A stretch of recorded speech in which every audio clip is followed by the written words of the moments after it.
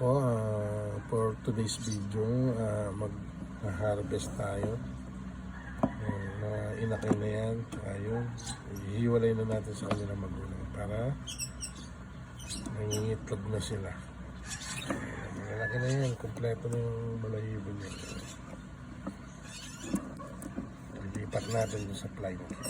Ayun, ayun, ayun yung nanay, sumisilip, ayun, ayun. Doon po, nahuli na natin sila. Ayan.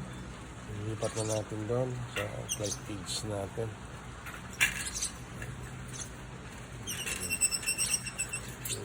Marunong kumain yan.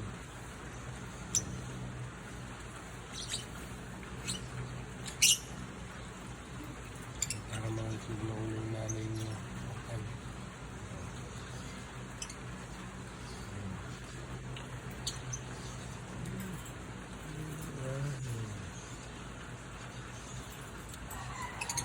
Nakakalipad na yan. Pag pinakawalan mo yan,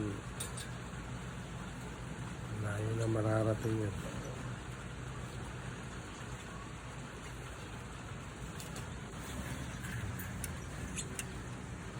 So, ikat na natin sa flight cage. Dito na sila sa flight cage. So, mababait naman yan. Yung mga baby birds din yan. So, thank you guys for watching. God bless.